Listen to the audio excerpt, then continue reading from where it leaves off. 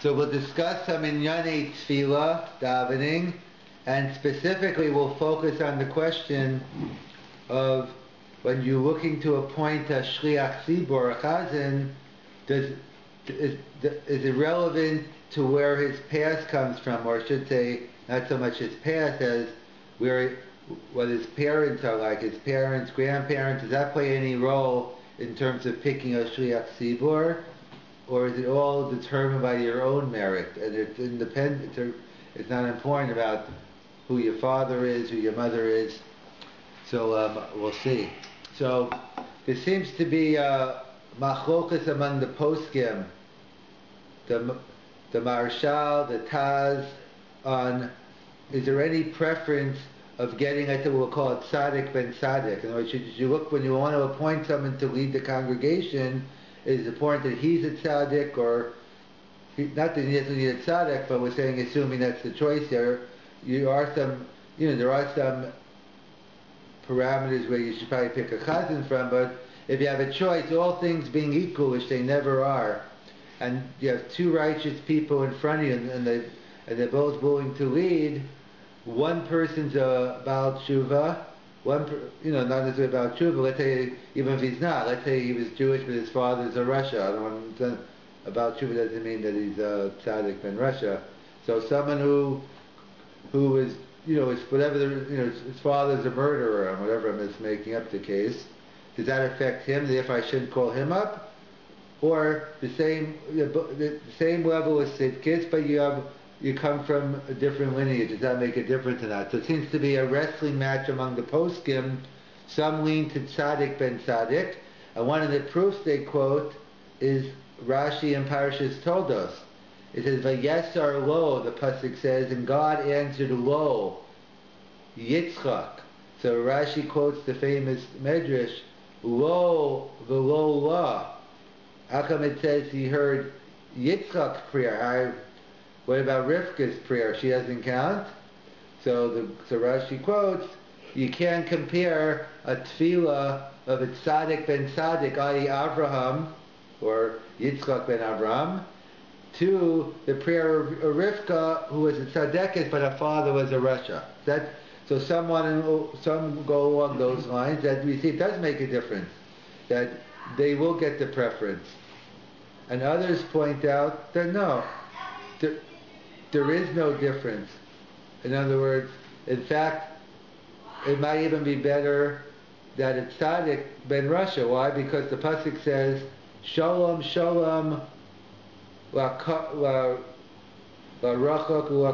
Shalom, Shalom, la rachok, la karov. It says, it mentions in the pasuk first the one farther away before the one was closer. In other words, it was a greater accomplishment. This person was brought up in a certain environment, and the pasuk says rachok before karov. So number one, we see the pasuk says rachok before karov, so we know they're not the same. So the question is, which one's higher? So it is really more of a fundamental, this issue, which is a local issue by Hilchos Tefillah, to me it sounds like a much more broader, fundamental issue. That's the famous question of who's higher, who's on a higher level, the Bali Tshuva or the Tzaddik? Because on one hand the Gemara says, "B'makam Bali Tshuva the Ein Tzaddik Yochel," where the place where the Baal Tshuva is, the Tzaddik won't come close. And the other Chazal is implying, no, a Baal Tshuva can't come close to a Tzaddik. In fact, there's an interesting rugged shavar. The Mishnah says in Kiddushin, someone is talking about making a Kiddushin al Tanai, doing a marriage based on stipulation. So the person says, I'll marry you on the condition Shanit Tzaddik Gomor. I'm going to marry you on the condition that I'm a Tzaddik Gomor. And let's say no one ever knows who's a Tzaddik, but let's say based on his lifestyle, he doesn't appear to be.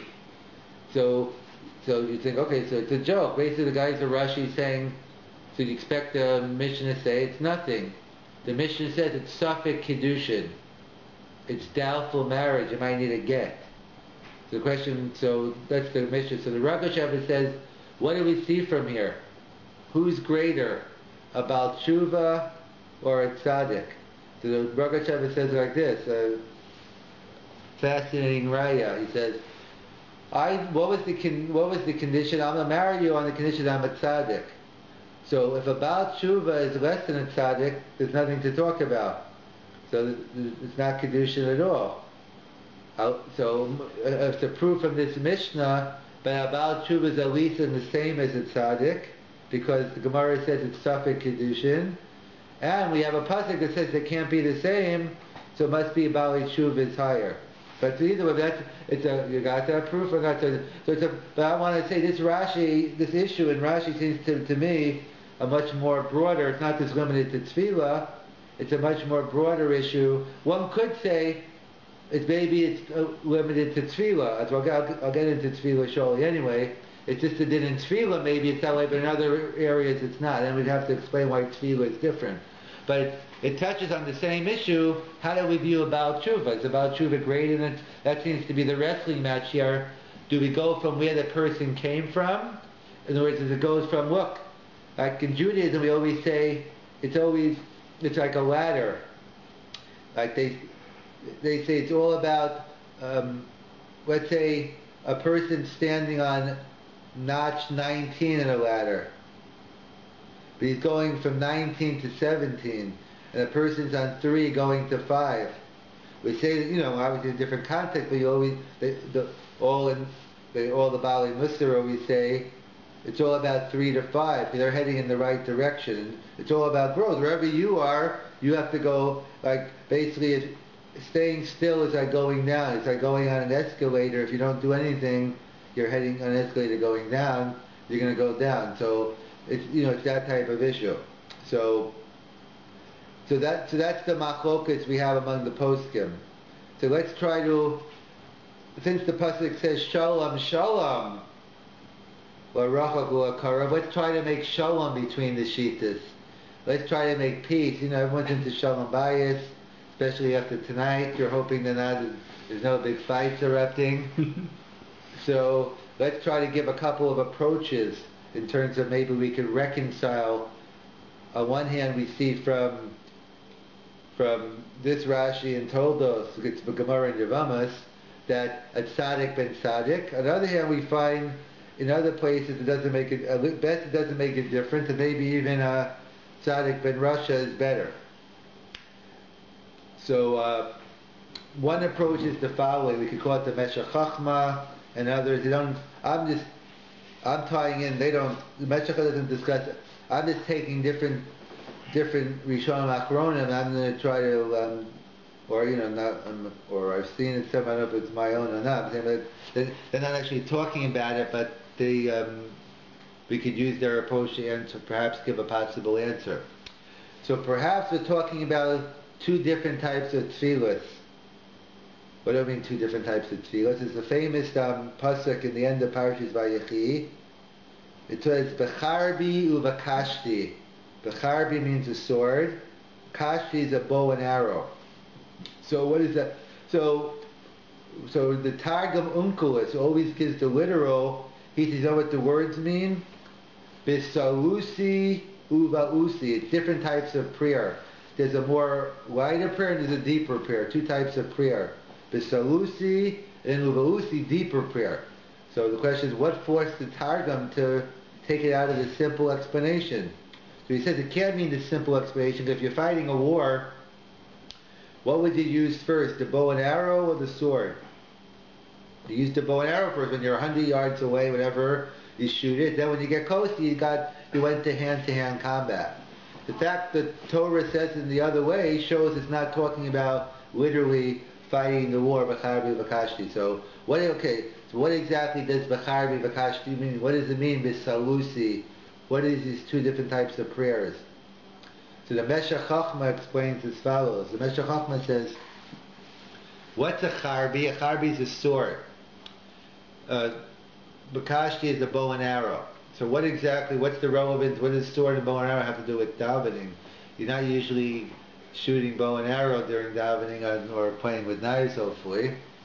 So the Meshech Chachma says, because there's 2 types of prayer. One is B'charbi, is that we know you don't have to, for a sword to be effective, a nice sharp sword or knife, a little nick on the neck could do the job. It doesn't take much effort. It's inherently powerful. The sword has inherent danger. You don't need a lot of effort. Touch the person in the right spot, or wrong spot, the guy is dead. On the other hand, a bow and arrow, it's the more effort you put. If I just don't pull it back, it's not going anywhere. The more I pull back, the further it's going to go. That's the type of prayer where the more, it's very based on kavanah. The more kavanah you have, the more intent, the more you're into it, the further it's going to go. So we know, the Gemara tells us in Brachas, who instituted tefillah? Who instituted prayer? So one opinion is the Avos, Avram, Yitzchak, and Yaakov. Avram did Shacharis, Yitzchak Mincha, and Yaakov Ma'ariv. And the other opinion is it's Keneged Karbanos. It corresponds to sacrifice. So, and that's, and we concludes, really we accept both, because where do you get Musa from if you take the Avos? Really we take the Avos, but we also take a combination. We combine both the Avos and Karbanos. That's basically the conclusion of the Gemara. So what's the pshat? When we say Tefillah Keneged Avos, besides the Avos means Avram, Yitzchak, and Yaakov, and Karbanos means, what does that mean? So what are these two types of tefillahs? So it's also, I think it's similar to what the Meshech Chochmah is saying, is what are the Avos? Avos are Avram, Yitzchak, Yaakov. They each prayer is a fundamentally, it wasn't like the same prayer we're saying three times. Avram represented Shacharis, Yitzchak Mincha, Yaakov, we could explain another shiur how that is, but I think that Sefer only Yantiv writes, if you look at the second letter of each of the words. Avraham, Beis is Boker, Yitzchak, Sadi Saharayim, afternoon, and Yaakov, Erev, Aravis. So it's Maram is in the names. And each one, Shacharis, Avram is the rising star, he had a great, Yaakov was already Erev, nighttime Golas, and Yitzchak was somewhere in between. It started off good, but you could see the sun setting, etc. We could go into it another time, but basically it's more, each of them praying, they had their own needs at the time. When running away from someone, going somewhere, they each represent your own personal bakashas. It's a much more informal prayer, is the Avos. Karbanos is more fixed. You bring the same carbon every day, you bring it the same way. That's what we call like tefillah, that's a tefillah kavua, and then there's a tefillah bakashas rakim. And so, let's say Anshe Knesset HaGedolah introduced our Shmona Esrei. So we have a set text we read from. So that's the fixed text, and that's what the Meshech Chochmah is getting at the Charbi, is Anshe Knesset HaGedolah, the rabbis, the great assembly, they're in tune with how to ask for things. It's important not only what you ask for, how you ask for it. So to regard that they were familiar with what kind of words to put in. That's why we don't like changing things, because we don't know the full intentions. We're not in tune to what they did, they didn't know. So what they set up, if we just by merely reading the words, even without so much kavanah, of course you should have kavanah, but merely reading the words from the siddur, that itself is inherently powerful. That's the Charbi. However, when we want to do our own personal, let's say we get to our tachonin, God give me chachma, I want to pick the right stops, I want to have a good interview, I want to do good on that test, whatever you're praying for. So that's a much more personal thing. So that's like the bow and arrow. If you want that to be powerful, you have to have real kavanah. The good news is the things we're asking for that we usually have more kavanah for. The stuff we're just reading, we're not really that in tune with what we should be asking for, but what we are, at least that's the good news. That's why it's a big question. I'm not necessarily answering it tonight, but the big question is, let's say, is it better for me to, let's say I know English, but I don't know Hebrew. I can read Hebrew, but I don't really understand Hebrew. I do, but I'm davening, I'm not going to really pay attention to anything I'm reading. I can't go too fast for that. Am I better off reading in Hebrew without really understanding, certainly not every word, and maybe a little bit, or maybe nothing, versus doing it in English? So that's a discussion. I'm not answering that question now, but so the issue the argument to read it in Hebrew is because that's Charbi.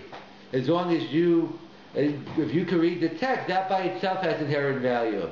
And if you're going to do the English, you better make sure you have kavanah, because if you read it in English without kavanah, you're not yotzei. There's something special about Lashon HaKodesh, that you get credit for it even if you don't understand, in fact, in a different context, but we see the power of Lashon Kodesh. When we get to a Bikor Cholam Shir, we'll touch on this more. But there's the whole discussion about, the Gemara talks about we don't daven in Aramaic because the angels don't really know Aramaic. It's some type of concept, not that we never daven to angels, but somehow the angels bring our prayers to the Kisei HaKavod. So again, it's a different context, but I'm just bringing out one point. So it says Aramaic don't daven because they don't understand it, so they can't bring them to you. So Gemara is okay, I'll hold off on that. That'll be a proof of my next point, not for this one. So getting back, so it says B'charbi V'kashti. So that's the Meshech Chochma. That's Avos versus Karbanos. Perhaps this is how we could reconcile the apparent contradiction. When do you need a tzaddik ben tzaddik and when not? So when you're dealing with Tfilas Kavua, when you're reading from Anshe Knesset Hagadola, you're reading from the text, so it's not as important where your background's from, what your father was like. You don't really need Tzchus Avos. The text itself, the sword itself does the trick. And therefore we're not so makpid on who davens, who not. But in the case of by Yitzchak and Rivka, it was before Anshe Knesset Hagadola, it was the Avos. It was their own personal bakashas. So perhaps when it comes to your own personal bakashas, not only do you want to hook onto your own merit, but Tzchus Avos also works. So when it comes to Tfilah Kavua, everyone's good. It's all good. It doesn't make a difference. Even in Tzaddik ben Russia does the trick, and perhaps it's even better because he worked much harder, let's say, to get there. But by Yitzchak and Rivka, that was a personal bakasha, and that the kavanah really makes a difference, and therefore every merit counts. So the fact that he had Tzchus Avram, that perhaps tilted the scale. That's one possibility to reconcile tzaddik ben tzaddik. One's talking about tefillah kavua, one's talking about your own personal bakashas. And perhaps the second way is, I think the more Katsiya, Rav Yaakov Emden says, that we know there's also different types of tefillahs. We know there's everyone, no matter where you are, whether you're in Africa, Kuwait, Israel, America, doesn't make a difference where you are. Depending where you are, it might be harder to find the minyan, but wherever you are, everyone has an obligation to daven. You got to daven 3 times a day, wherever you are. It doesn't make a difference. And that's a tefillah b'yachid. And then we know there's another concept of tefillah b'tzibur. That at worst it's a recommendation, or at worst it's it's minimally a strong recommendation. If not, it might even be a rabbinical obligation. But let's say it's just an eitzah tova. Let's say to give a parable. Let's say you have a town, they're both trying to impress the king. 2 towns right next to each other. So they all decide, let's bribe the king, or let's give him gifts. Everyone likes gifts. So one town, everyone buys their own little gift, and they give the 50 different gifts to the king. And another town says, let's get the money and let's buy one big thing, a nice thing. So which one did the king like better? The 50 small gifts or the one big one? So he liked the one big one, because when it came to the small ones, so then each one, okay, it's not really very. You sort of start analyzing each one. Well, what's wrong with this? How come I didn't get the new iPhone? What's wrong with this? I want the 9900 black. When you're looking individually, you're going to find nothing's perfect. You're going to find some fault. But when you buy a community gift together, so the point isn't so much the gift. The point is, when you're davening by yourself, who can have the appropriate kavanah? If we have any kavanah, we're happy. Definitely to go make it through a whole Shmona Esrei, a whole davening. So the trick of tefillah b'tzibur is, okay, not that we plan, okay, but you had kavanah for one pasuk in Ashrei, I had kavanah in one pasuk in Shema, and hopefully together the whole tzibur, you get a shtickle kavanah. So, but the point being is, it's always power in numbers. The power of the rabbin. We find that not only by tefillah, but in general, we have the concept of mitzvah derabim. That something like, let's say, Amir and Nachri. There's certain times when you're not permitted, let's say, to have a guy do something for you. But even when you're normally not allowed to, in the case of a public mitzvah, we have more leniencies. Or what I was going to tell you before, about we say the angels don't understand Aramaic. So therefore it says that we shouldn't daven in Aramaic because they're not going to take your tefillah. When we get to Bika Chol, we'll get into it more. What that means exactly. What do you mean? They understand every other language, but not Aramaic. Like, they're pretty smart. Why don't you just teach them Aramaic? But either way, it's not for now. So they don't take Aramaic. So the Gemara qualifies. That's only if you're davening b'yachid. But if you're davening b'tzibur, so then it's okay. In other words, because the Gemara tells us in many places, tefillah b'tzibur, that the tefillah is nishmas. We have a guarantee. We always have a guarantee God is listening. But by tefillah b'tzibur, we have a guarantee that it's nishmas, it's heard, and it doesn't mean the answer is going to be yes, because we might not know what's best for us. But at a much higher level, it's a guarantee that it will be accepted, whatever accepted means. But it will go through God, will take it down. He might think you're asking for a wrong thing, and I'm not giving it to you. But it has a certain power. Tefillah b'tzibur has that an individual prayer doesn't have, and that's just parenthetically one of the issues when it gets to Bikar Cholim. It's always the issue of having, because when you have 10 people, you have like the divine, it's a tzibur and God comes down more. There's a whole discussion about Bikar Cholim. We have a Klal Chazal say that the Shekhinah comes down to the Cholah. So therefore the question is in terms of, if you, a lot of times it comes in, maybe you can't go to a minyan because you're near a hospital, so by davening by the Cholah, you're actually getting the equivalent of tefillah. You're not going to get Kriyas HaTorah and all the other things, but in terms of the Shekhinah, the Shekhinah being present, it takes on a totally different character. But either way, so we know there's Tefillah HaYachid, there's the individual, the Chiyuv Tefillah for all of us, and then we have Tefillah B'tzibur. So that's what the Rabbi Yaakov Emden wants to say. Perhaps that's the distinction. When it comes to Tefillah B'tzibur, again, Tzaddik ben Rasha, Tzaddik ben Tzaddik, doesn't make a difference. If anything, maybe it's Tzaddik ben Rasha is, maybe just as good if not better, assuming you take that approach, they've worked harder. Because we have a tradition anyway, it's Nishma, so we don't have to worry. You daven B'tzibur, you're going to be accepted. Hello, Tefillah B'yachid, you don't have that guarantee. It depends on, you have to have the appropriate kavanah. So that's what, but by Yitzchak and Rivka, they weren't davening with tzibur, there's no minyan. So when it comes to personal tefillah, b'yachid, so then you want to look for every merit you could have. So hence maybe tzaddik ben tzaddik schus avos helps. When it comes to tefillah b'tzibur, you don't have to come on to schus avos. So this to summarize, so we had the apparent contradiction in terms of who should we appoint? It's a macholet in Taz and Marshal. It depends who. If you're davening in the Taz Shul, he take the Tzaddik ben Rasha. If you took the others, they take Tzaddik ben Tzaddik. And we wanted to point that really perhaps there is no machlokes. That really it depends on what we're talking about here. That perhaps one distinction is the avos versus karbanos, the charbi versus the kashti, the bow and arrow versus the sword. And that's the difference. When you're davening the tefillah that the Chazal instituted, that has inherent power. You don't have to worry. Hence, anyone, even a tzaddik ben Rasha, but when you're davening a bow and arrow, your own person makashas, and then the more kavana, the greater tzaddik ben tzaddik. And then Rabbi Yaakov Emden's approach, it's tefillah b'tzibur versus tefillah b'yachid. Tefillah b'tzibur, everyone, kulan nishma, you're always listened to, so therefore we're not as particular. Even a tzaddik ben Rasha is going to be fine. But when you're davening by yourself and you need every type of merit you get, so then perhaps that's when you need a tzaddik ben tzaddik.